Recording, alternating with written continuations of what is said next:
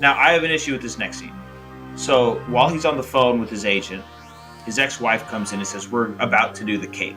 He says, yeah, just let me finish this phone call. He finishes the phone call, finds out he didn't get it, pulls some booze out of the liquor cabinet, pours himself a drink, comes out of that room to the cake, where the cake is happening, and he's already plastered. Like, you got plastered in 45 seconds. Bro, I will rebuttal with this. He's Nicolas Cage, and he is a trained actor. This comes up in the movie where unrealistic expectations happen because he's a trained actor. So if he wants to be sad and drunk, he'll be sad and drunk, whether he can control it or not, because he's that good of an actor. He's a thespian. Because he's Nicolas Cage. You're Nick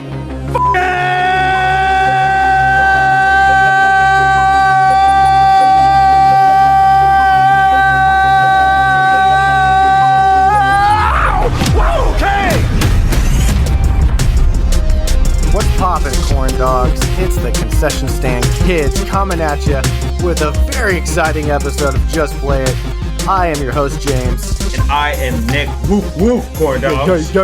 Yeah, corn dogs, corn dog gang. This is our final episode of season 1. Where does the time go, Jameson? It seems like we just got this thing started. If you are listening to season 1, you get to tell your friends when this was the global podcast for movie reviews. Yeah, I was an A1 since day one listener. Season 1. Consider yourself a legacy fan. Congrats to you. This week, we are hella unprepared. Nick didn't make a doc to reference from. And you want to know why? It's because we have very busy lives. And Nick, what's happening this week? This is the week of my wedding, James. I'm getting married this weekend. And I will be flying out there. As my best man. As the best man. No one would expect any less. But as our listeners know, we do not take weeks off. Well, we just took a week off. We do, but nothing's going to stop us from reviewing this movie. No, not at all. And what movie are we reviewing for our final episode of season 1? So this week, we're kind of shifting gears a little bit. We're doing a film that has come out within the last calendar year, and that is The Unbearable Weight of Massive Talent, directed by Tom Gormican, written by Tom Gormican and Kevin Etten, and starring Nicolas Cage, Pedro Pascal, and Tiffany Haddish. Yeah, I was looking up the director. So this is his second directing credit, and his first one is a movie called That Awkward Moment. And honestly, it looks like a pretty, just judging the poster, like a cookie cutter romantic comedy drama. But it has Zac Efron, Miles Teller, and Michael B. Jordan. The man knows how to get stars. And hey, good on you, Tom, for this being your second directing gig. That's pretty sweet. I feel like that's how it happens in Hollywood. People are just kind of like handed the reins like, oh, you go ahead and direct this one. I wonder if he has some sort of personal connection to a Nicolas Cage. Well, like you said, this is out of our realm. I know we usually are digging into obscure movies. So yeah, this is our very first, not only in the last decade, but within the last couple of years. And we'll do this from time to time when a movie comes out that it's kind of a pop culture phenomenon, such as a Nic Cage film is right now. Well, speaking of that, the only reason I added this on to the season finale was because I kept seeing that meme with Nicolas Cage and Pedro Pascal that I just saw all over Instagram. And I was like, you know what? I think we'll end on a modern note for this first run here that we got going on. Hey, I couldn't be more excited to be doing this one. I'm excited to talk about it. This movie had a budget of $30 million and actually only brought in $29 million. It actually lost just under $1 million at the box office, which I wonder why, because you gotta think it was a mess. It was a wide release. It's a meme movie. It's very self-aware. You would think this would do a little bit better. I think there's 2, maybe 3 components to it. I'll say 3, and I'll hit them real quick. 1, I think box office numbers in a post-COVID world are just different. It's going to be really hard to get those, to judge them against movies from, say, the early 2000s, mid 2000s, even the 90s. And that's because people are just like staying home. Also, I don't think the runtime in the theaters is as long, right? You want to get it out of the theaters and get it right into the consumer's hands at home and let them be able to rent it. So I would love to see the box office numbers, and I'd love to see an aggregation of the rental numbers on streaming services. Bringing up the pandemic numbers, I think if you weren't a Marvel movie, you probably weren't doing as good as you would have been pre-pandemic. And it's funny you say that because they actually bring that up in in the film. Like you said, They it's do. self-aware. They say not Marvel, not Star Wars. You're not going to get the butts in the seat. And then I think the third thing that hurts the movie a little bit, and Wait, what was the second thing? Oh, the runtime? runtime in the theaters, yeah, not the movie runtime, but the Okay. how long that it's in the theaters. So like you release it for a month and a half, 2 months, and then you rip it right out and send it right to streaming. Got it. So I think that affects not just this movie, but any post-COVID movie, right, in a streaming world that we live in. And then the third thing, I think meme movies are tough because everybody wants to say that they are going to go see it. Like, oh, Nicolas Cage, self-aware, Nicolas Cage acting as himself. That's awesome. I'm going to go see that. And then you never actually do take the time out of your day to go see it. And maybe that's just the culture that we're in today, right? Where you see a trailer, you're like, oh, I'm definitely going to go see that movie. I do this all the time. I see trailers for movies and I go, I'm going to see that. And then I wait. Well, I'll bring up actually a perfect counterexample to that. So within this last year, there was a movie called Cocaine Bear. Now that is a meme movie if I've ever seen one. Loosely based on a true story. That one had a similar budget of $35 million, and it did go on to gross $87 million, which isn't really a whole lot these days, but still, to come away doubling the money, almost tripling the money, that's not bad. I think Cocaine Bear is a great counterexample, and it is, I think, a bit of an outlier. I'm just saying there's so many movies that do come out over the last couple years that I'll see a trailer for, and I'll say to myself, yeah, gotta see that. When I say that, why don't we go to the theaters? What's stopping us? It's our busy lives. No, for me personally, I don't have friends around me in Nashville who have the same taste in movies that I do. So it's What is your taste in movies, Nick? My taste in movies, they range a lot, man. I would actually say when I say my taste in movies, I would say a very wide range. I know a lot of people who like one or two types of movies, and if it doesn't fit their agenda, they're not going to take the time to go out to a theater. I'll go sit in a theater and munch on some popcorn and watch anything that's not overly artsy. Like I wouldn't go see Shape of Water in a theater, right? That's not the Nick style. Let it be known, this podcast is anti Shape of Water. It's anti Dylan Brooks / Patrick Beverly.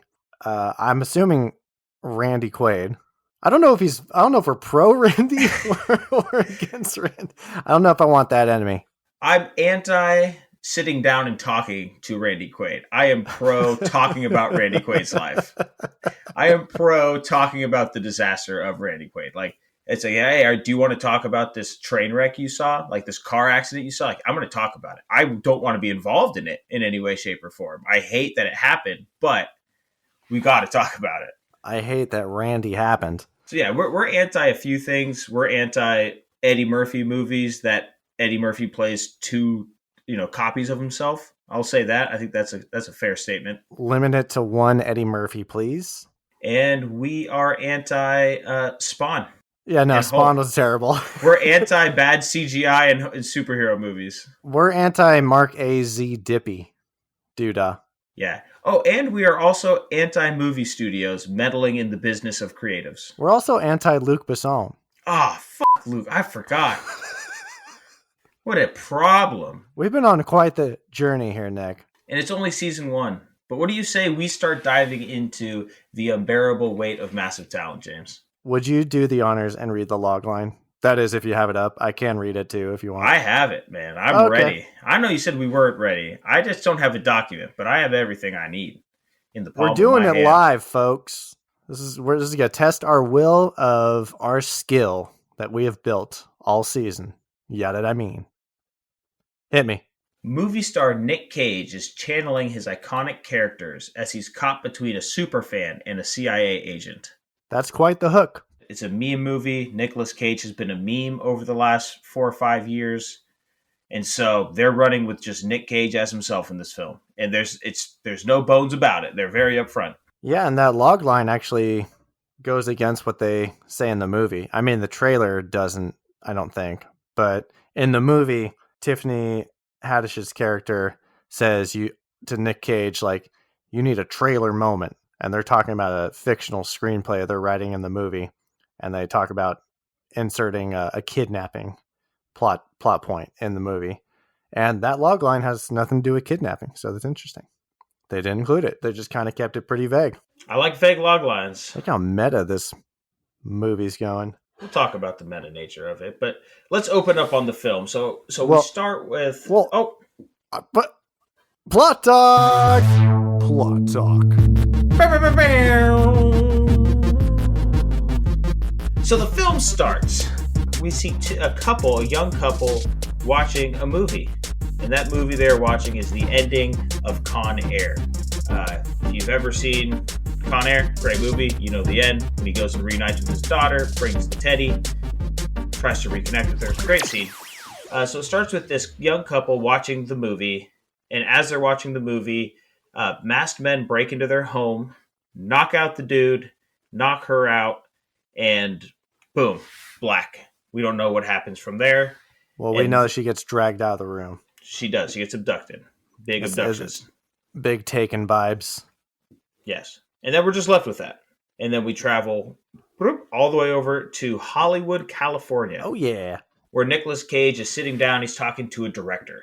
This director is played by David Gordon Green. And he wants to be in this movie. And him and the director are having this really, seems like a really good lunch, connective moment.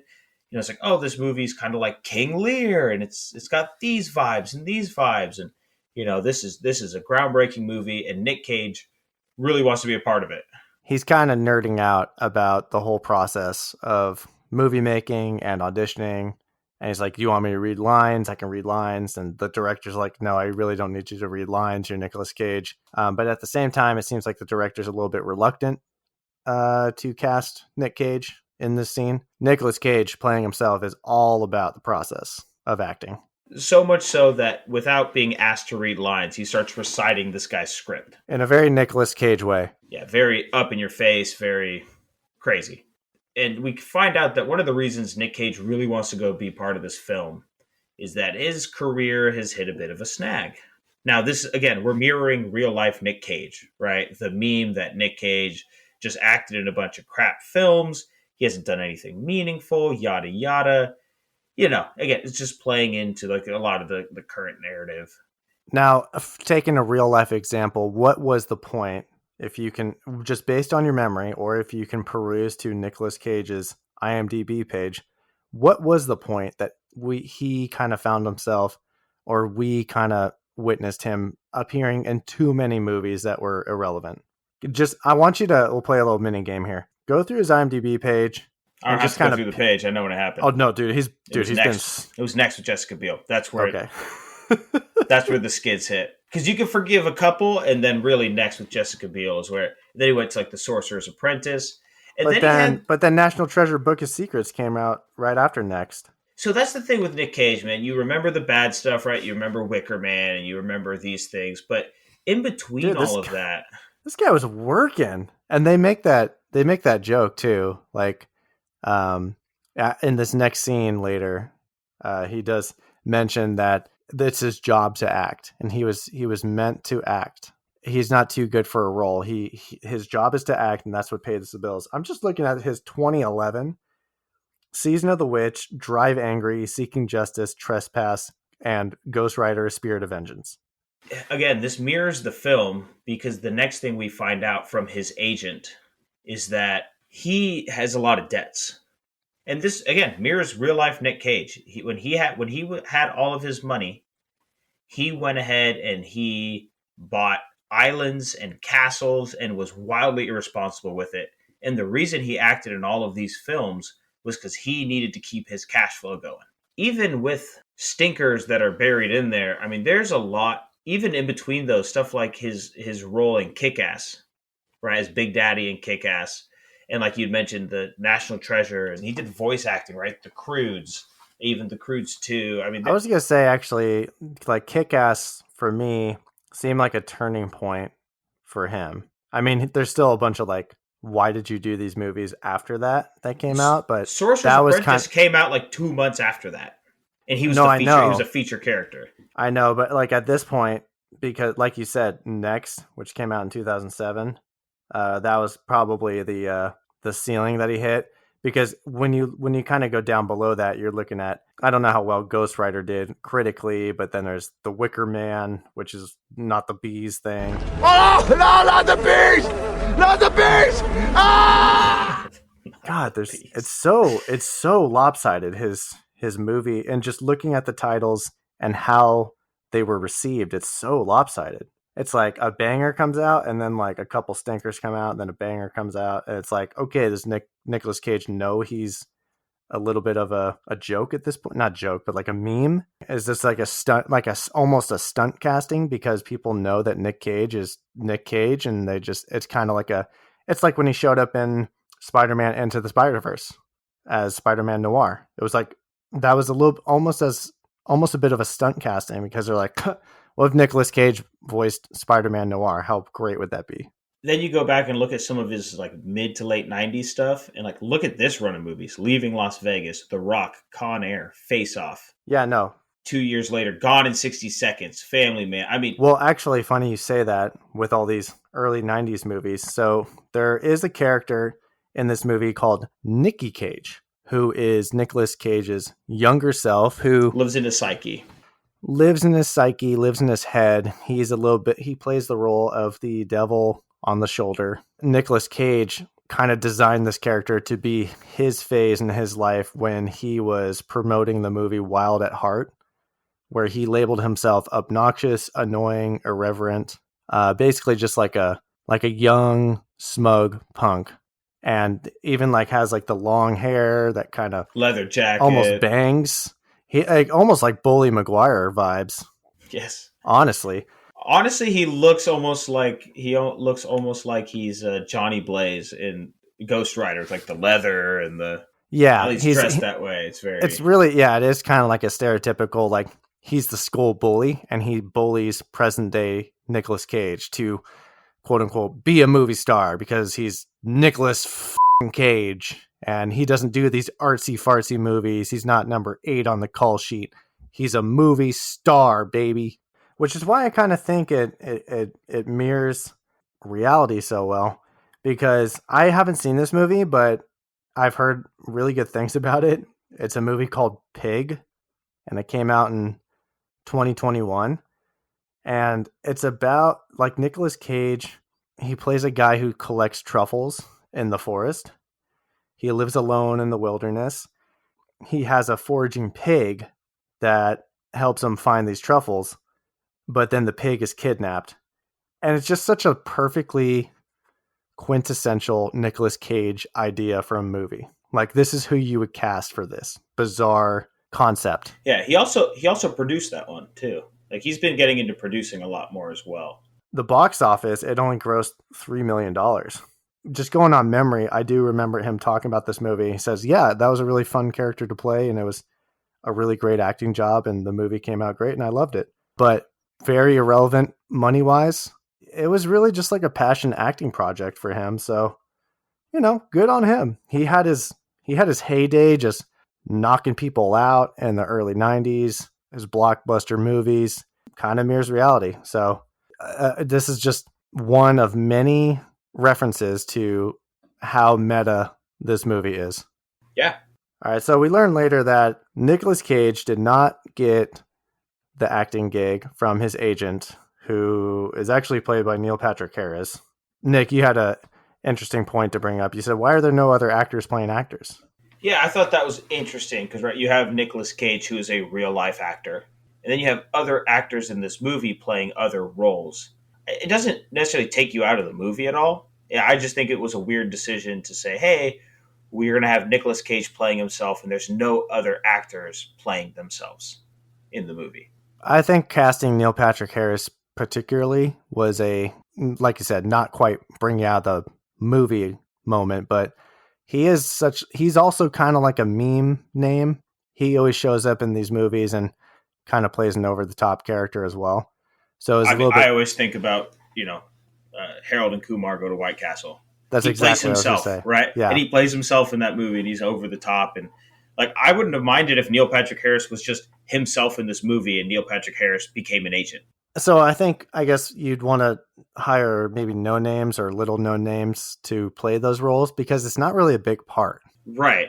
Like, I think, like, just something off the top of my head, right? If the agent was someone no name, and the agent said something like, oh, they decided to give it to Neil Patrick Harris. And then Neil Patrick Harris calls Nic Cage and says, heard the news, sorry, buddy. Kind of, something like that. Just to say, like, hey, we're still living in a real Hollywood scenario. Yeah, it doesn't quite build out the world of a real life Hollywood in this movie with the absence of, if anything, they're only really name dropped a couple times since all Nicolas Cage movies exist in this universe. I can only assume all the actors who were in those movies also exist, but they're not necessarily mentioned. Right? Like, Face Off is mentioned a lot, and you're like, okay, so John Travolta should be here somewhere. Angelina Jolie's out there for Gone in 60 Seconds, Jessica Biel. Jessica Biel in fucking Next. So, but you know what? This isn't a movie about Hollywood. This is a movie really about Nicolas Cage because it's littered with references of his movies. And I honestly didn't catch all of them. Looking them up afterwards, whether it be name drops, stuff in the background, or kind of like spoofs, parodies of shot-for-shot remakes of stuff that happened in his movies. I was like, oh, I didn't know that was meant to be a reference to this movie or meant to be a reference to that. So it's... I was able to catch all those because as bad movies as he's made, I've seen a large amount of Nicolas Cage's catalog. I love big Nic Cage guy over here. Well, this seems like the movie for you. It definitely wasn't not for me. I'll tell you that. Well, Nicolas Cage also has a family, and he's struggling to connect with his daughter and his ex-wife. Yes. So he's having like family trouble. He's having Hollywood trouble. He's going through a rough patch.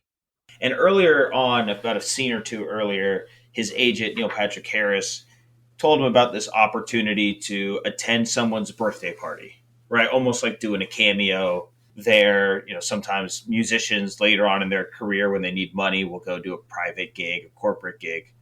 And so he says, hey, it's $1 million just to show up to this. And Nic Cage is like, no, dude, I'm an actor. What are you talking? I'm not showing up. I'm not some clown to be hired for a party. But once he is told that he doesn't get the part and he knows he needs the money, he says, book me for that birthday party, and then I'm retiring from acting afterwards. He makes that declaration. And this is at his daughter's birthday party. He's in the side room. So while he's on the phone with his agent, his ex-wife comes in and says, we're about to do the cake. He finishes the phone call, finds out he didn't get it, but he ends up drinking. He's drunk, right? So he comes in, shows up drunk, comes out of that room to the cake, basically makes an ass of himself and embarrasses his daughter, gets on the piano, sings a sloppy song to her. It's very clear that him and his daughter are just on such different wavelengths, and he can't connect with her because he is so selfish. All he could think about is himself and his career. He's saying like, oh, wasn't it so great when we sat down and watched that old ass artsy fartsy movie? Didn't you love that? And she's like, no, I didn't. You're just kind of focused on what you want and how you want me to be, not really so much of what I want. I don't love this plot device. This dude's worked his ass off to give his family a really good life. Like, oh, you don't like, okay, he's not perfect dad, but he's out there working and providing for you. It's not like he disowned you and he's making you sleep in a basement somewhere. Like, right? There's worse dads out there. I don't love this motivating factor here. Screwing it up at his home life and his professional life, he decides to take that $1 million to hang out with this rich person for their birthday party. And this is going to take us all the way to the lovely country of Spain, where we go to a beautiful oceanside property mansion. The man, the myth, the legend, Jose Pedro Balmaceda Pascal is there.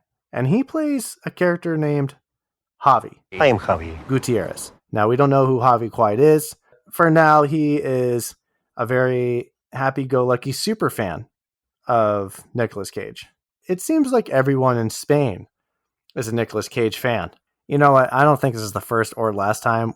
Oh, well, I mean, it's the first time. It's not the last time we'll reference Tropic Thunder in this movie plot talk. Oh, because, I have a lot of references to it. Yeah. Yeah, so I don't know if this is like a stereotype that other countries like other countries' bad movies, but there is a scene later where Javi brings up that this Nicolas Cage movie called Guarding Tess is one of the most important movies in his life. And I don't know if that's That necessarily is like... not a bad movie. That's a fantastic film. And I'm not calling this a Simple Jack comparison, but like... No, it is a fantastic film. Guarding Tess is a great That's movie. fine. Okay, that's fine. I don't know the weight of it. I don't know if it... Look, I'm not saying... I was just speculating. I haven't seen it. To be fair, I haven't seen it. I apologize. No shade on Guarding Tess. But let's say if it was a movie we both know, like Next. There you go. Like Javi was like, oh, me and my dad loved the movie Next. And it's like, you saw Simple Jack? Kind of moment. Bangkok Dangerous. Yeah, it seems like everyone in Spain loves Nicolas Cage because he is the actor's actor of Hollywood to them. I don't know a ton about this, but I do know that, you'll hear people a lot say like, oh, what's, America's main export to the world? And the answer is culture. Like American culture, movies, music, style, fashion is like the biggest influence the United States has on the world is that entertainment and culture. So when it comes to movies and pop culture around the world and in Europe, yeah, Hollywood influences global. It's a global influence. Happy 4th of July, suckers. You heard it first from Nick. Get wrecked. So Nic Cage is flown to Spain, and actually we are introduced to two CIA agents. Martin, played by Ike Barinholtz. Fucking love Ike Barinholtz. Dude, he's so funny. So many things. He's so funny. I think he's very... I don't know if I would call him underrated, because I do think people have the same feelings towards Ike Barinholtz, especially our age. I think we know him from Mad TV, and he just pops up as a side character in a lot of projects. Sometimes he'll headline a movie. Oh, it was Blockers, as in cock blockers. Gotcha. I have so many in my head TV series that he pops up in for a few episodes here and there. He is funny. He is a funny guy. I personally love Ike Barinholtz. He was always one of my favorite cast members on Mad TV. So the other CIA agent is Vivian, who is played by Tiffany Haddish.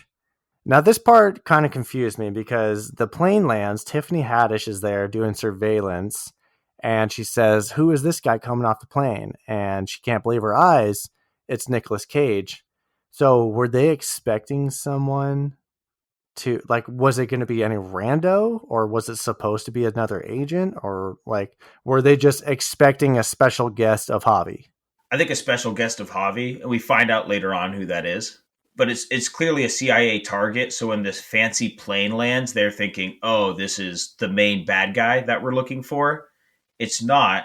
It's the plane of Javi. It's Javi's plane. So they're thinking, right. Oh, he's flying in. No, he's flying in a guest. And that guest is Nicolas Cage. So Vivian makes a very bold, she creates a bold idea to recruit Nicolas Cage, making this decision on the spot. So she pretends to be a fan. She slips something in his pocket. Yeah, GPS tracker. She's like, I love the Croods too. So, and he's taken to the compound of the fan that hired him, Javi Gutierrez, Pedro Pascal. And something that we learned, but Nic Cage doesn't know in the movie, is that Javi, Pedro Pascal's character, sent a screenplay. Because he's such a big Nic Cage fan. He wanted Nic Cage to read his screenplay and tell him what he thought. Nic Cage's agent never even gave it to him. He's like, yeah. Tossed it. So, he's like, throw it in the trash. So the first, 15 minutes of Javi on screen, he's so nervous around Nic Cage. It's really funny, actually, because he thinks that Nic Cage has read it and he's not giving him feedback. And so Javi's just walking on eggshells around Cage. And Nic Cage makes the declaration to him and to everyone else there. We meet Javi's cousin, Paco, I believe was his name. Lucas, yeah, sorry. Paco's the real life actor, Paco Leon. And Nic Cage makes the announcement to everybody that he's retiring from acting, and everyone's just like dead. Like, what? Like, what? this is Spain's hero. This is Nic Cage. And they end up driving out to what is called the Cliffs. And here, Javi makes this emotional appeal to Nic Cage to continue to act. And he starts playing out this movie scene in his head about they have to run from this general and they're running to the cliffs because they're being chased. But through flattery, Javi gets him to snap in and say, okay, like, I'm doing it. And they end up jumping off the cliff. And from here on out, they start bonding. You know, they talk about their favorite movies. One of Javi's favorite movies is the movie that Nic Cage tried to show his daughter that she didn't like, some obscure film. It was The Cabinet of Dr. Caligari. Yes, some like old German film. His other favorite was a Nic Cage film. I can't remember which. Was it Face Off? It may have been Face Off, yes. And then his last one is Paddington 2. And Nic Cage is like, what are you talking about? Paddington 2? Like, I don't want to be a snob, but Paddington 2. And then they both end up watching Paddington 2, and Nic Cage is just bawling the whole time. Yeah, very cute moment there. They're crying to Paddington 2. After all this bonding, Nick gets basically dragged and abducted into this van with those CIA agents, right? Vivian and Martin, Tiffany Haddish, and Ike Barinholtz. And they explain to him that Javi is being accused of kidnapping Maria. Maria is the girl we saw in the opening scene when they were watching Con Air get knocked out and dragged off. And they're accusing Javi of being this ruthless crime lord, right? Murderer, drug smuggler, arms runner, just the worst of the worst. And Nic Cage doesn't believe it. He's like, not the guy I know. Like, and this is, I think, was one of the funnier back and forths because, again, it included Ike Barinholtz, who we love, about how Nic Cage is like, no, I'm a good judge of character. It's part of me being a thespian. I can sniff these things out. Ike Barinholtz is like, oh, did you hear that, guys? Our 5 years of surveillance and hard data. Yeah, we could just pack it up and go home. This thespian over here. And they go back and forth for a few minutes. And I that was one of the funnier moments of the film. It was a really funny scene. I had Ike Barinholtz in it, so I enjoyed it. Nicolas Cage in real life identifies himself as a thespian because actor means liar. I can really appreciate when someone can be very self-aware and put that out there for comedy. With movies, how do you feel about them being meta and self-aware? A lot of times it works very well. Sometimes it kind of falls flat. I don't know where this movie kind of landed for you on that case, but when we all saw the first Deadpool, we all loved it. It's like breaking the fourth wall. It's very super meta, a lot of real life references. It's very shocking to take you out of the movie like that, but that's part of the Deadpool character. Now with this movie, when they're kind of making parallels to what's actually happening in the movie, did that take you out of the movie at all? It did. I'll expand on this after plot talk more, but I think they went a little too heavy on the meta at times. And like you said, I think there was a lot of it almost, you said it's not a Hollywood movie, and you're correct in saying that. It is a Nic Cage movie, but they did go a little too meta niche into that Hollywood. Like you said, oh, because actor means liar. I am a thespian. I don't know that about Nic Cage. But there's things you could have explained a little more. So like they were meta in a lot of ways, and they weren't meta as far as bringing in other real life actors to make the world a little more meta. Right? The world's not meta, but all the references are meta. If you want to get really meta, you got to draw people in deep or have a built-in audience, right? Deadpool has the superhero audience who likes that. But, you know, Nic Cage has an audience, but the audience that they're playing meta jokes to aren't the ones seeing this, right? People who know the memes don't know Face Off references. People who know the memes don't know Con Air references. So, like, if you're a 22-year-old kid who's never seen Con Air, that opening scene, you think that might be a fake movie. Yeah, and even I think in the beginning scene, they play a song that famously plays in Con Air during the abduction scene. So there was a lot of stuff like that. There was a lot of hat tips to Nicolas Cage. You know, some of the moves he does are moves from his other movies, like very clear references. But you're making references in a very meta way. But the people who get those references aren't the meta audience, and the meta audience don't get the references. So I do think there was probably a little like going over the head of the audience in some moments. And honestly, you sound like hella smart right now, and I do think I fall in that category. Because there are some old school Nicolas Cage movies I haven't seen, and I didn't get those references. So I got the memes, I got the on the nose references, but the kind of the subtle ones, the homages, I missed them. Yeah, imagine a world, say in 2037, right? We're in MCU Phase 9. Fuck yeah. And they start making, references to MCU, the original Endgame, Infinity Wars chapter. You and I would be like, oh, this is cool. Imagine a whole movie with those meta references. You and I would say this is cool. But that, that golden Hollywood demographic, right, 19 to 34, they're going to be like, what do we, you gotta fill me in a little bit if you want me to get, be in on some of these meta jokes. And honestly, maybe the point of the movie is that Nic Cage is finally not caring what audience thinks and is doing something for himself and making these homages. And I don't care if the audience gets it anymore because I'm not looking for your approval. I'm just making a movie, kind of poking fun at my illustrious career. And if that's the case, hey, good on you, man. Because he's an actor and he likes to work. He's a thespian. If we were in Phase 9 and they made references to 2003's Hulk, bringing out some Hulk dogs, would you be tickled or would you just have PTSD from season 1 of Just Play It? At that point in my life, if we are 15 to 20 years down the road, I will not be able to handle it because my blood pressure might not be in a good place. You might be hospitalized. Yeah. What happened? Nick stroked out. Why? Hulk reference, Phase 9, real messy. He's in a catatonic state. All he does is whisper Ang Lee over and over again. So, yeah, we're back in the CIA scene, and they're explaining how Javi is ruthless. He kidnapped the daughter of a Catalonian president who is against crime in the country. And the kidnappers are hoping that this will influence him to drop out of the race. They know Nicolas Cage is close to Javi, and they want to get hard evidence that Maria has been kidnapped.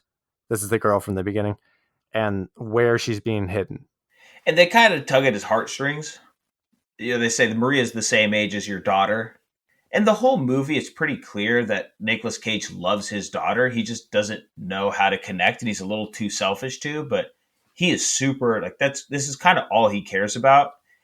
And there's a part of him that really is doing a lot of this to gain the approval of his daughter and for his daughter to think he's cool. And that's his idea of love. From that moment, it's pretty clear, he loves his daughter. And this is the first telltale sign that this is following the Hollywood formula. It is very basic. There's very noticeable and obvious story beats. Kind of like you can see the screenwriters in the room saying, well, we should set up his home life and set up the daughter, and that's going to be his anchor and his drive for the whole movie. And then they connect it back with this guilt trip thing. And they even make a reference in the movie, Tiffany Haddish and Nicolas Cage, when they're talking about the trailer moment. Vivian says, nobody wants to see, you need to get butts in the seats. So you need a hook. You need something that's relatable. And then this is the same part where they bring up if it isn't a Marvel or a Star Wars movie, no one's going to go see it. So you need something interesting. It is funny because this is such a wild concept of a movie, but they do follow the typical Hollywood formula. It's an action comedy at the end of the day. It's not really like a bonkers, weird experimental film. It really just kind of uses a the gimmick of Nic Cage in an action comedy. The meta part that I like is the whole time Nic Cage is saying to himself, like, oh, this is so played out, right? This Hollywood's so played out. Yet, like you're saying, it is obviously making it known to the audience that they're starting to follow this formula. And then they make the obvious points when they're making these story beats. So like that meta part, I think, is fun because that's something that's timeless. That's timeless fun that anybody who knows movies can follow, and anybody who knows Nicolas Cage's career in even in a small amount knows. Yeah, this is a Nicolas Cage movie. It's an action beat sort of film. And even like the following scene, just to kind of run through it real quick, they need him to go into a camera security room, hack into something. There's a mishap with some sort of poison toxin. He accidentally puts it on himself. And it's like a very like not slapsticky, but it's a goofy scene that is just meant to be pure comedy and kind of like almost like a crowd pleaser, even for like kids. That was another kind of like, oh, this is 100% a Hollywood movie. This is a crowd pleaser. This is like, this, no one will get offended by this. People can only laugh at this or like this. He gets out of the situation by Vivian yelling action because he's almost basically he's incapacitated on the ground because he gave himself poison, but then he snaps into action because he's that good of a thespian. He gets the job done. He gives himself the antidote. He hacks into the computer. It's like a national treasure scene, when he's stealing the Declaration of Independence. And then the CIA tells him, "Hey, we need you to stick around longer. We can use you. You're good." And Nic Cage kind of plays into it because he likes being told that he's needed and he's good at acting and being a spy. He's like, "Oh, there's not much difference between my acting methods and spycraft." They're able to manipulate him a little bit by lauding praise on him. And I think there's a little jab at actors in this. Probably Nic Cage probably jabs himself for what he used to be. Like you were saying with the Nicky Cage, how he used to be this hotshot punk and all you had to do was give him a little bit of love and he would go along with it. And so he agrees to it. He goes down to Javi's party and he says, "I'm not going to act in your screenplay, but you and I are going to write a screenplay together." And Javi, being the super fan that he is just blown away by this. And he's so happy. And then the next day they're starting this process and we get the meme. We're at the meme scene. This is during the LSD scene, which again is kind of just like another trope of comedy movies where they just kind of go on little 10-minute side excursions of like, oh, this is an LSD sequence, or this is the sneaking around sequence, or this like, oh, we're a little montage-y. Yeah, so you're like, oh, okay, this is very digestible to audiences. Not the LSD. I mean, like just the side story shenanigans. Going back to the meta, they're talking about what their new screenplay is going to be, and Nic Cage is acting, or he's spying, but he's also really into it. The friendship is very genuine and it's growing. And Nic Cage just really enjoys Javi. Javi enjoys Nic Cage. Like the friendship is Pedro Pascal. Well, I gotta say the casting so damn like good. the moment in time that this movie came out was the perfect time for it. This is the time that you would put out a self-aware Nicolas Cage movie about Nicolas Cage. And who do you put alongside him? One of the hottest guys in Hollywood right now, Pedro Pascal. And that's just hottest, most lovable, I'd say. Like every once in a while you get an actor that comes along that everybody just gravitates to and loves. I'd put like Chris Pratt into that category as well. I think we got a little overpratuated, if you will, just for a minute there. But after watching Guardians of the Galaxy Volume 3, I was like, God damn it, I love this movie. I love Chris Pratt. Yeah, you think you're getting overpratulated, but then you find out you can't get overpratulated because it's impossible to get overpratulated. You can't OD. He can't OD on Pratt, right? He's just like vitamin C. Yeah, he's vitamin CP. There's certain actors that just are always like that. There's some actors that become that later in their career. RDJ, I'd say, has become a little bit of that. Brendan Fraser, almost taking a Nicolas Cage type path where in his later years has become beloved for being who he is, which is fun. You love to see that. But there's certain guys who just off the rip are just people gravitate towards. I think Pedro Pascal. I think Chris Pratt's. Paul Rudd. Paul Rudd, absolutely. Jason Segel is one of those guys as well. If you're kind of, he acts with Underrated. Paul Rudd a lot. Underrated. We love Jason Segel. Big friend of the show. Friend of the show. Come on the podcast whenever you want, Jason. And yeah, so there's just guys who you see on the screen and you go, I like this guy. And Pedro every time is just, even in The Mandalorian, I don't see his face half the time, but I know he's there, and it makes the show so much better. I think it's another thing is just like when they play a very lovable character across many different series and projects, and then you also hear that they're a nice person IRL, that's a huge bonus. It just ramps it up. Like I said, Pedro, Paul Rudd, Chris Pratt, all seem like great guys. So it's just like, it's a win-win. So that I can't say enough about the casting and the timing of this movie. If you're going to do it, this is the time to do it. They did nail that. Opportunity.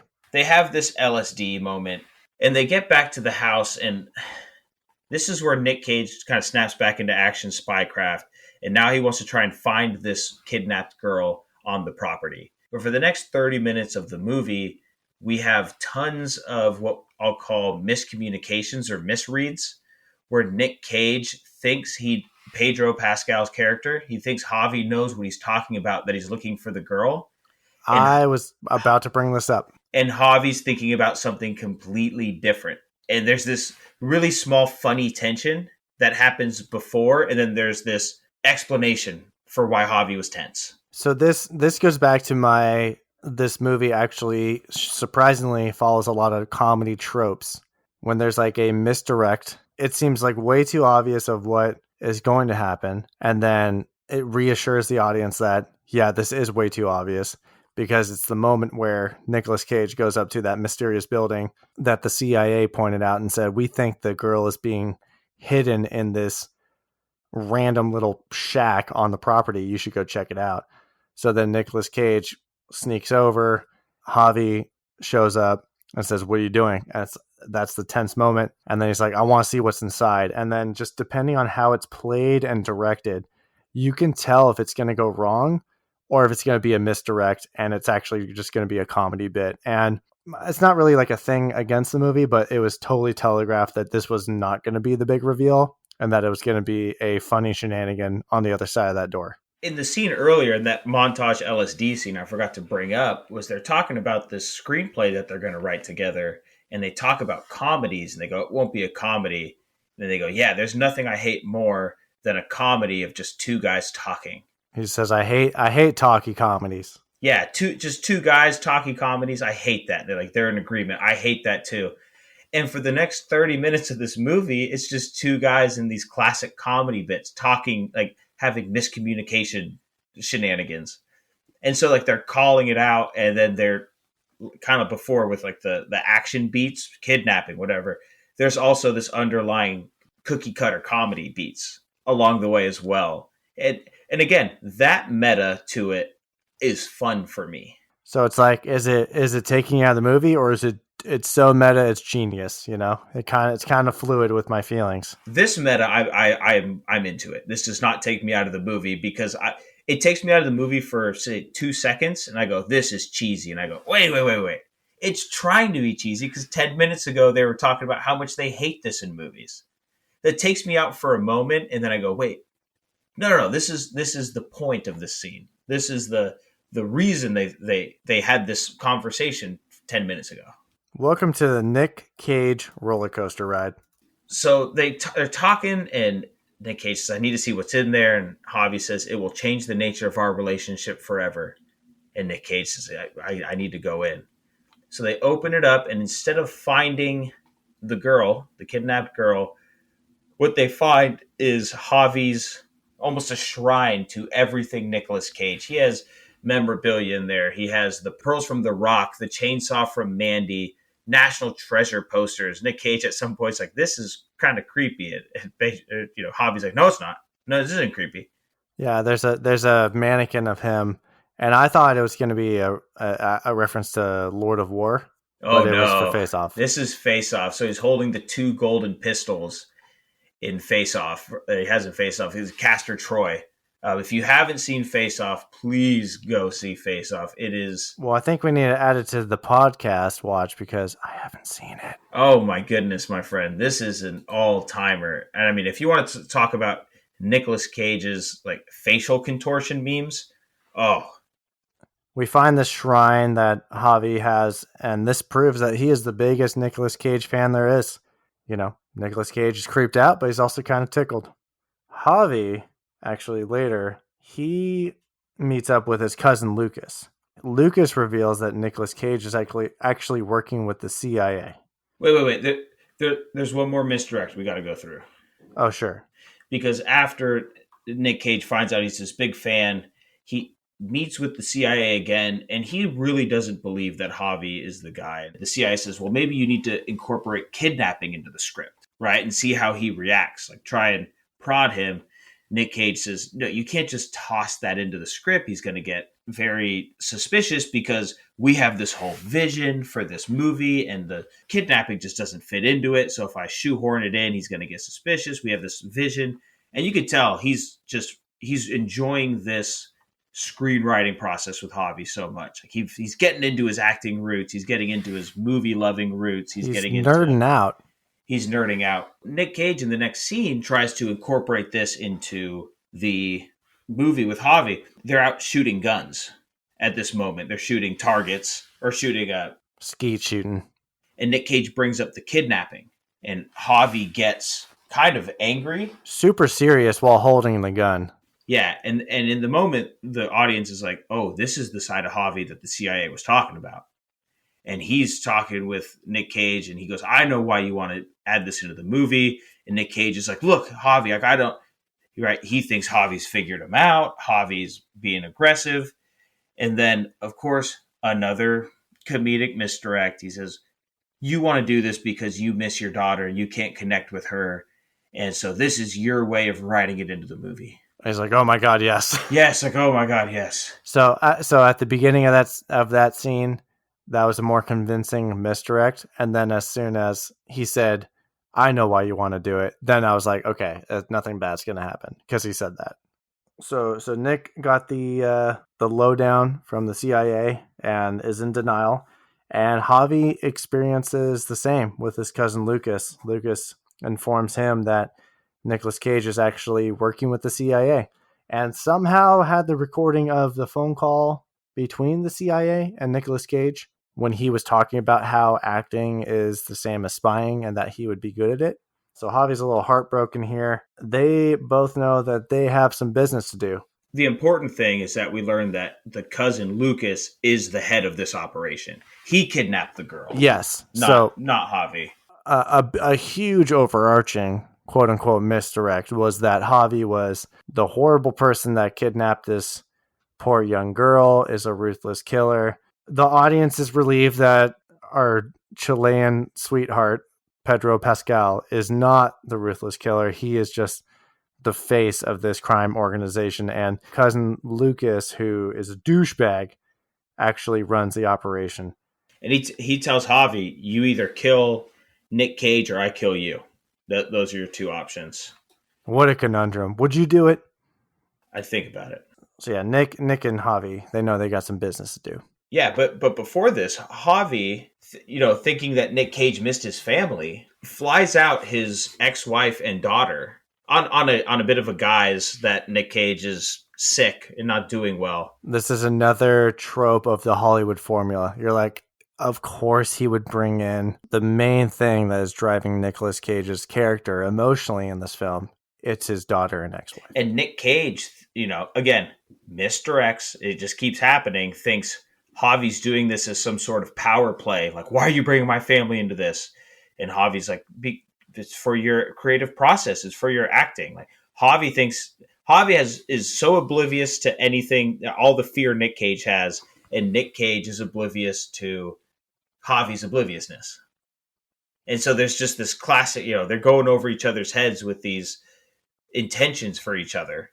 It's timeless comedy. Again, it's the talkie comedy that they absolutely hated. Another meta reference is made when Nic Cage and Javi are in a car. I don't know where they're going, but they go out into like a forest. I think they're going back to the cliffs, like to their first interaction. So some more inspiration. There's a very adorable scene where they trade shoes because they think they look good in each other's shoes. And there's a great moment. It's a 2-shot of them in the car, and they almost play it off as like a romantic scene that they're like, falling for each other, but it's really very platonic. They're just friends. So they both laugh and kind of have like loving eyes at each other, and then they both kind of daze off straight ahead and both realize that, oh, like I really care about this human being, but I might have to kill him because he's a bad person or he's going to betray me. It's a nice little moment for the audience to kind of get a showing and not telling of the story with the acting. So they go into the woods, and again, the meta reference is they say, well, let's figure out the third act and see how this thing ends. And you're just like, yeah, we're in the third act. We get it. So they pull guns on each other.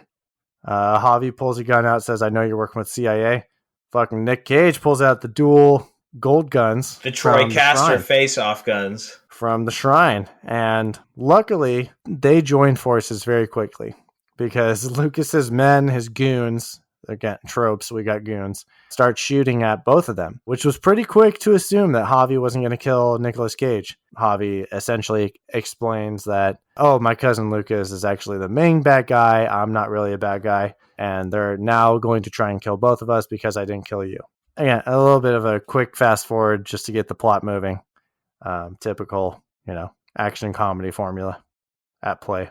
Yeah, and this turns into, at this point in the film, it turns into the action movie neither of them wanted the whole time for their screenplay. It turns into now we have the chase scene, the car driving scene. The kidnapped daughters. There's not only the original kidnapped girl, but now Nicolas Cage's daughter has been kidnapped. It's playing, and they're both like, what? That's stupid. I don't want to do that. Yeah, they're playing the script that they knew wasn't there, but they had to do it to get butts in the seat, right? The trailer moments, everything that they had been talking about up to this point that they didn't want is now happening. Like, we all saw it coming a mile away. I don't think it ruined the rest of the film, but this all starts happening. There's some comedy in there, right? You run. No, you run. I'm wearing your shoes now, your loafers. Oh, but you ran in National Treasure 2. The making of featurette said that you did all the running yourself and you're really good at it. Yeah, so like the little things like that were thrown in throughout, but Addie has been taken, and here goes, now we need a plan to go and get his daughter back, right? Nic Cage turns the corner. All he cares about is his daughter. He can't abandon her. He loves her too much. They're now joined forces. Hollywood action beats, right? And he devises this plan where he's going to dress up as this one drug cartel leader who hasn't been seen in 15 years. His ex-wife, who's there with him on the island, also under disguise. Yeah, he met her through props and makeup, so she does all these prosthetics on it, makes him look completely different. They infiltrate his base, guns, standoffs. Again, very action movie. He tells everybody to get out. He's going to sacrifice himself for his daughter. Basically a Mexican standoff with all the cartels. He lets his family escape. Javi comes back to save him. They all escape together. Then Javi gets out of the car and says, you go, let me hold off my cousin. Like it's all starting to play out like a classic Nic Cage action movie. It even gets to a point where, like, the final scene, his daughter grabs a knife, throws it to him while he's being held hostage. He takes the knife, turns around, stabs the guy in the chest. Like, you're just like, when did this turn into just an over-the-top action movie? Yeah, like a goofy, oddball comedy, like unrealistic.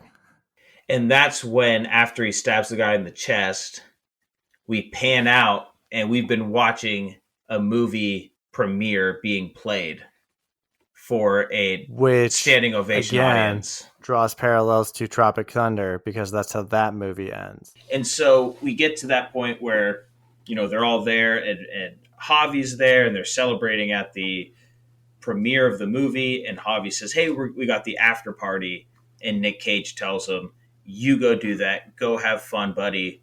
I have more important things to do, and the more important things is going home and hanging out with his family." So he learned his lesson. He hangs out with his family. They watch Paddington 2 together.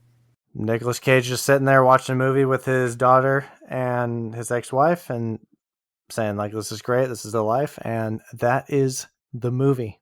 That is the unbearable weight of massive talent, and that is Plot Talk. You kind of brought up some nitpicks. Do you want to get into any more nitpicks that you may have? Nitpicks! I don't think I had anything else. I brought up what I had as far as my nitpicks during Plot Talk. I think they kind of came up naturally. I don't have anything specific, I don't think, to bring up in this portion. How about you? This movie is not really taking itself that seriously to begin with, so I'm not going to get irked or have my gears grinded from logistical things that I would consider not realistic. Because at this, like you said, we could have been watching the whole fictional movie the whole time, which is kind of mind-blowing, you know? Right. And for me, it's like, well, was that a plot hole, or is that intentionally part of this meta movie? Very strategic, very strategic. They can fall back on that. Yeah, nitpicks. I'm good. I'm good. Do you have any post-plot talking points to bring up? Any PTTP? I covered my thoughts of the use of the movie within a movie, and the acting within the acting, and being a self-aware film. So I've covered that. I don't think the audience needs me to rant anymore on that. Do you have anything else to say about that? No, the only thing I'll bring up is that Nic Cage, who plays an important role in this film, he doesn't have a lot on screen time, but I do love the idea. And the idea of Nicolas Cage French kissing young Nic Cage was a Nicolas Cage idea, and it was a Nicolas Cage pitch to put that in the movie, which I was like, I could see that. Nicolas Cage smooch is good. Nic Cage, smooch is good! There was some over-the-top Nicolas Cage dialogue, like in those young Nick Cage. Yeah, I would have liked I for the Nic Cage. The one thing I did notice is he shows up a few times in the first like 20 minutes, and then you don't see him for about an hour 15, and then he shows up again at the end. I think the internal dialogue of Nicolas Cage's young ego could have been used a little more in the movie. You get that in the beginning, and you get that at the end when he finally reconciles with his ego and overcomes his ego. But you miss a lot of it in the middle of the movie. What would Nick Justice do? Nick Justice would have... Nic Cage Justice do? Nick Justice would have used it maybe as a little more of a plot device throughout, but six half a dozen the other. I'll add on to that. I think what maybe would have added a little bit of finite or a little bit of a closure to the Nic Cage relationship with Nicolas Cage, his inner struggle, was if you inserted him into the final scene or the final act where Nicolas Cage needs to kill Nic Cage. He needs to kill that part of himself. So it could have been a part where, he's being held hostage by Lucas, and then they body swap it for Nic Cage, and he's like, yeah, this isn't really who you are. This is who you're supposed to be. And they could have connected it that way. And then, when he stabs Lucas, it's like one shot, maybe he's stabbing Nic Cage. Nic Cage dies, and they kind of tie it into an inner struggle versus this outer struggle that Nicolas Cage is going through at this point in the movie. So I think it could have benefited from that a little bit better closure, because I think the last time we see him is just like a random inner conflict thought that Nicolas Cage has. Yeah, he never overcomes young Nic Cage. No, not really. Well, speaking of Nic Cage, I noticed this in the credits. They credit Nicolas Cage as himself. Or actually, they credit Nicolas Cage as Nic Cage, and then Nic Cage is credited as Nicholas Kim Coppola, which I always forget. He's a Coppola. Son. He's the son of August Coppola, and August is the brother of Francis Ford Coppola, which they do name drop in the movie. who famously directed the Godfather saga, Apocalypse Now, famous legendary director.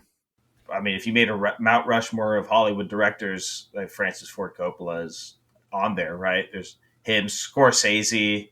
It always blows my mind. You know, you think of Francis Ford Coppola, and then you think Nicolas Cage is his nephew. You know, it's always so it's funny to think about. Famous kids change their name because they don't want to be associated with their parents' success, which is exactly what Nic Cage did.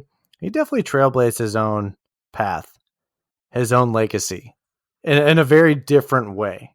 He did, but within the industry, I have to imagine everybody knew he's a Coppola, right? Like to the audience, No, everybody knew that, but like I said, I forget that he's a Coppola because he has just been on a shooting star trajectory. I just find it interesting how many actors you look into family connections and you're like, oh, your uncle, your second cousin, your grandpa was high up. My last talking point is more of a question. What do you think about the title, and does it have any kind of resonance with you about what the movie's about? Or is it really just like a catchy title? I think it's more the latter. Because I'll tell you what, Emily's dad worked on a movie called Licorice Pizza. I'm familiar. Which has nothing to do with licorice pizza.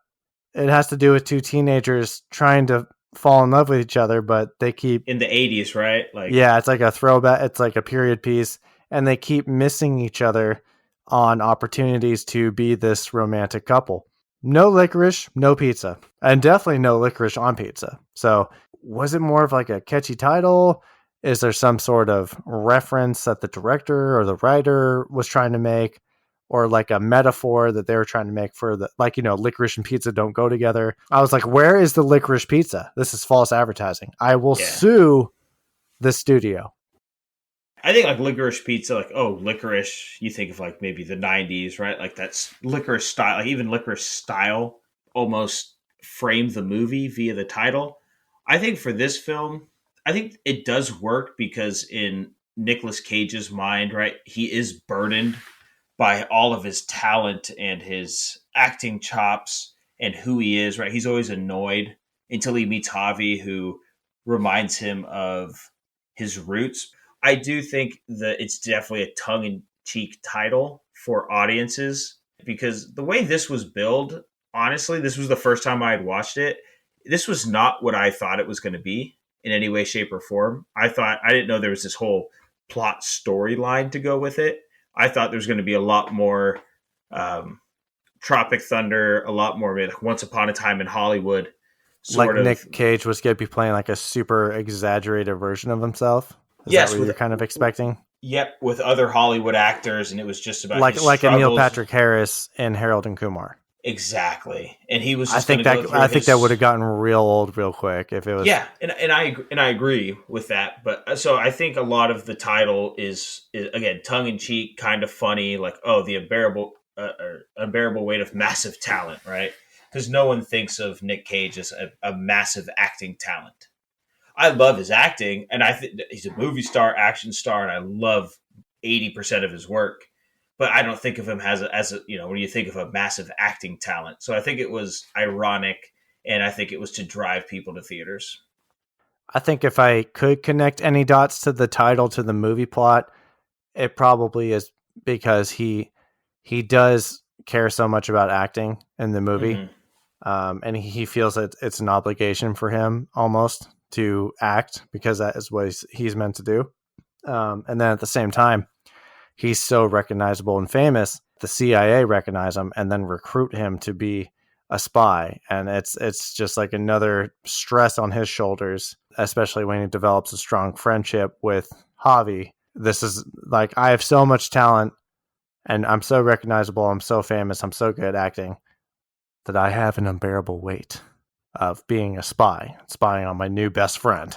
I mean, Javi even brings it up to him when he was going to quit acting. He says, you owe this to the world. If you quit acting, you are depriving the world of all of your talents. That's a good line, actually, to draw back to the title. In Nicolas Cage's head, in this whole movie, right, he his talent is what makes him who he is, and that's why he can't connect with his family. I'm going to hit you with a sarcastic selling point here. We're going to make a movie about Nicolas Cage and make all these Nicolas Cage references, and it's going to turn into a action comedy. I don't even think that's sarcastic. That's probably exactly what happened, dude. I think we're doing it live, folks. I didn't have time to write a snarky line. Mine is I'm basically saying two things I've already referenced in this podcast. I said we're going to do Tropic Thunder meets Once Upon a Time in Hollywood. Boom, baby. Hold on. There was also another movie, and gosh dang it if I cannot remember what it is. And it starred Josh Brolin, and he was a detective in Hollywood. Are you talking about Help me out here, buddy, because Hail Caesar is what it was. Oh, we got that at the same time. It was a little, maybe more Tropic Thunder meets Hail Caesar, I would say, closer to Once Upon a Time in Hollywood, which is a little more drama. That was very meta of you, because that's a movie about old timey Hollywood, and Nicolas Cage loves old timey Hollywood in this movie. Yeah, so I'm going meta on a meta movie, my friend. Can I just say, I remember back in the day, on the playground, on the blacktop in Redeemer, probably right after Gone in 60 Seconds came out, you were telling me, I think you may have been talking about Con Air, and you were like, dude, Nic Cage is a badass. And how cool is that name? Nic Cage. And I was like, that is a sick name. And I think we were like in 4th grade or something. Yeah, I'm telling you. That just sparked a memory in my mind. I've loved this man's acting. I've loved his movies for a very long time. And he's been prominent in our lives. We've discussed before how my dad is a major cinephile, especially when it comes to 90s action. So, I mean, we were watching Nic Cage movies, since I can remember. Yeah, I probably watched Gone in 60 Seconds a dozen times in the 5th grade. That was a perfect movie for like someone who just likes action movies or a 12-year-old kid. I've gone back and watched that movie, and there's so many things that go over my head. When I used to watch it, and there was the powder on the floor, and they ripped the exhaust to like blow it away when the cops come in. Well, that was that wasn't subtle. There was heroin in the trunk, and but I'm saying as a 4th grader, I didn't know what heroin was. I'm just like, what's going on here? They literally say this is heroin. I know, but as a kid, I don't know. But I guess you're just like, whatever. They really have, like, if you go back and watch, they have some great actors in that film. Like Delroy Lindo, Robert Duvall, Timothy Oliphant is one of the detectives. He's one of the detectives. He's like the sidekick to the main detective. I'm blanking on his name, but Giovanni Ribisi. Yeah, the main detective is Castlebeck. That's Delroy Lindo. Let's get into what the other guys are saying here. Hit me with them tomatoes, and I'll hit you with the meta. All right, Speaking of meta, whoa, the Maters are pretty simple. It's 87 critic, 87 audience. Boom, bang, slang. You gotta wham, appreciate bam, straight to the clam. If I can get meta for a second, the Metacritic score, not the same story actually. Metacritic critics give this a 68. And the audience actually gives it a 74. So a little bit more typical crowd-pleasing numbers there. Critics less impressed, and the audience is pleased. Now, on the count of 3, do you want to say the IMDb score at the same time? I'd love to. 1, 2, 3, 7. Just a good old solid 7. Okay, well, that's what the other guys say about this movie. We will now enter our final review of season 1. Final review. Fight. Nick, please hit me with a laughable logline and your popcorn points for the unbearable weight of massive talent. My laughable logline is simply this. Nic Cage. 6.5. You heard it first. Now, the reason I went with the 6.5... that's the same as your flubber rating. That's the exact reason I did it. Because this is just a movie that is what it is. It does what it does. It's perfectly enjoyable. I would rewatch it. I would recommend it to friends. And I'd say, yeah, this is just a good, solid movie. There were times, I think the movie's a little too long. I think the movie probably runs maybe 20, 30 minutes more than it needs to. It's runtime about hour 45, hour 40, chopping off credits and whatnot. You really get to the reveal at about an hour 05, hour 10, and the last 30 minutes is a little played out, in my opinion. Again, some of the meta, I would have liked the world building. It's hard to say world building in a movie like this, but I loved the way Tropic Thunder did this. And so we were talking before we hit record here. I think the movie would have been perfectly fine if it wasn't Nic Cage being Nic Cage. If you made an actor John Johnson and you built the world where he was a famous movie star and you plugged him in, right? All you'd be missing is the Nic Cage memes, which are fine and fun, but don't necessarily add much to the movie. I feel like you were kind of trying to ride the meme wave. Again, you did a good job if that's your goal, but it just wasn't necessary. So ran a little long, didn't need the Nic Cage thing.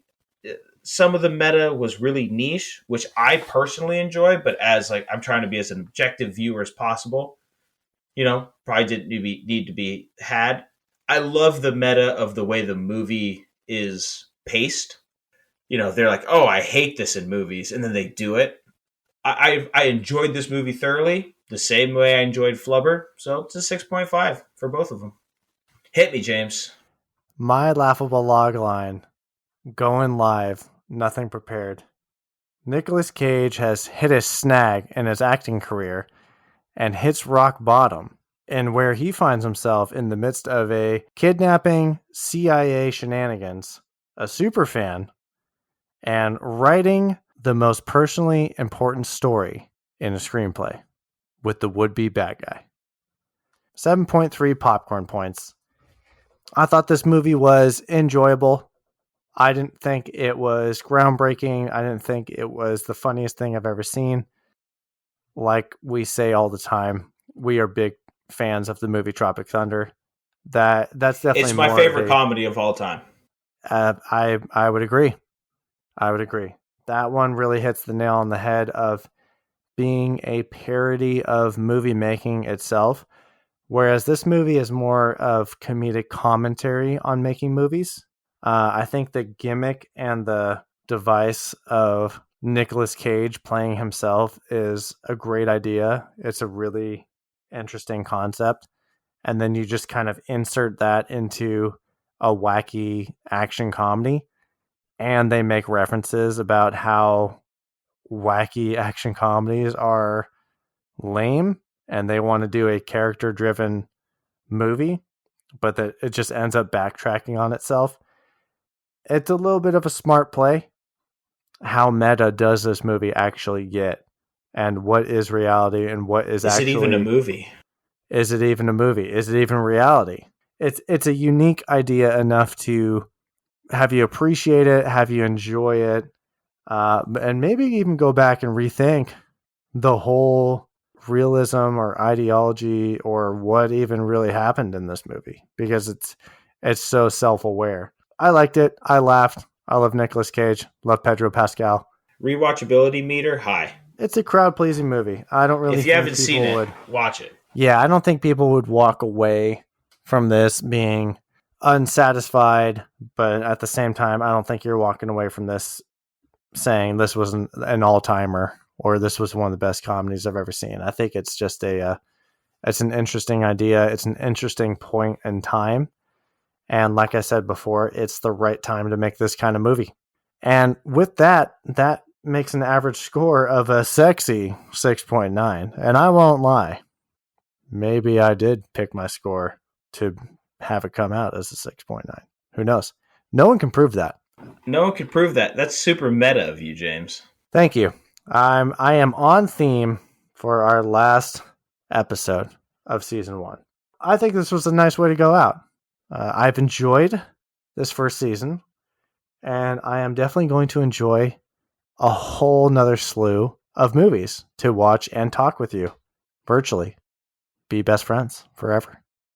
Just like Javi and Nic Cage. And fans of the show, you're not going to hear from us for a few weeks as we transition from season 1 into season 2. As I get married, as James gets married, we're taking. Oh my God, we are going from some schmucks in season 1 to husbands in season 2. Nick, you're getting married this weekend upon the date of this recording. By the time this publishes, I'll be getting married this weekend. So suck on that, you corn dogs. Get wrecked, everybody else. And yeah, screw you guys. In the meantime, though, if you want to connect with us, in between season 1 and season 2 coming up, you can find us on all our socials. Just Play It Podcast on Instagram, Just Play It Podcast on YouTube, and at Just Play It Pod on Twitter. Come follow us, see what we're saying. Please, if you are our one listener in Germany, please identify yourself, because I need to know who you are. You are a ride or die. I don't know if you're a man, a woman, a child, a they, a he, a she. Please follow us. I need to know who you are, because you are a real one. You are the legacy fan. You are the legacy fan coming straight out of Germany. And when you stuck with us after Schindler's List, I knew you were a real one. My guy, or my girl, or my they. Yeah. And that's what's popping on Just Play It. Thank you for tuning in to season 1. It's a wrap. Nick, let's go get fucking married. What do you say? And we will see everyone else when season 2 starts in a few weeks. Heading gone. Corn dog.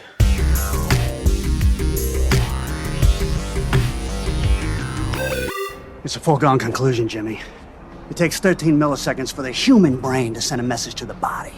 So by the time your bullets hit me, my cerebral cortex will have transmitted a signal to the 17 healthy muscles that operate my trigger finger. And before your asshole has had a chance to pucker up, your medulla oblongata will be splattered on the fucking wall behind you.